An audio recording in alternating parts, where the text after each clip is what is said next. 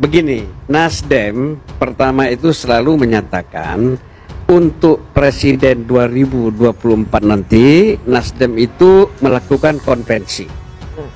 Itu pertama. Ya, kita akan melakukan konvensi untuk memilih calon presiden yang akan datang. Ya. Nah, kalau Pak Jokowi nanti memang diputuskan dia bisa 3 kali untuk maju lagi sebagai presiden, ya tentu dia harus ikut. Ada yang ngomong presiden dipilih 3 periode, itu ada 3 menurut saya. 1, ingin menampar muka saya. Yang kedua, ingin cari muka. Padahal saya sudah punya muka. Yang ketiga, ingin menjerumuskan.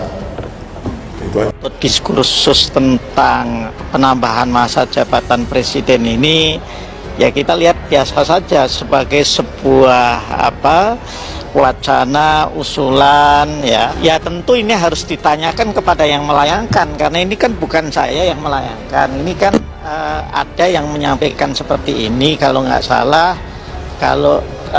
salah ini mulai dari anggota MPR dari fraksi Nasdem lah ya. Kalau bicara soal ini adalah internal, seorang Anies itu bukan internal Partai Nasdem. Jadi artinya korelasinya tidak nyambung. Kalau misalnya itu adalah hak partai, ya memang semua adalah hak partai. Tapi selaku pendiri, saya berhak juga untuk mempertanyakan itu.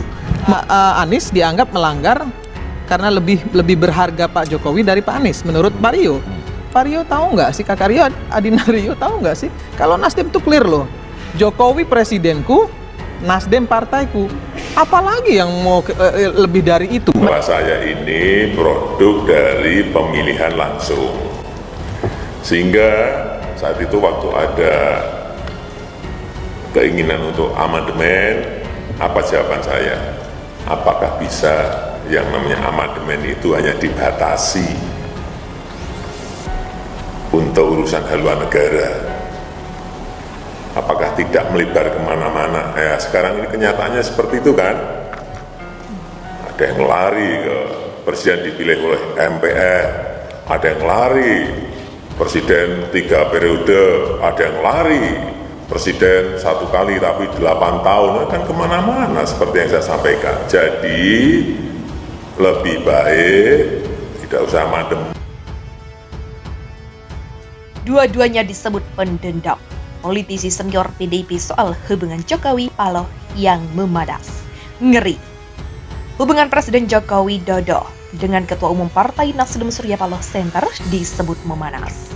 Pasalnya Nasdem memutuskan mendeklarasikan Anies Baswedan sebagai bakal Capres 2024.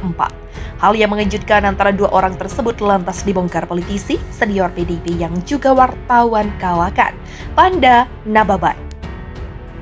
Pria bernama lengkap Panda Potan, Maruli Asih Nababan itu menyebut jika Jokowi dan Paloh punya sifat pendendam. Hal itu dikatakan Panda Nababan dalam sebuah diskusi di kanal YouTube Indonesia Lawyers Club Senin 21 November. Dalam forum tersebut, pria kelahiran Siborong-Borong, Tapanuli Utara, itu mengatakan dirinya amat mengenal sosok Jokowi dan Ketua Umum Partai Nasdem itu yang disebutnya memiliki bakat balas dendam.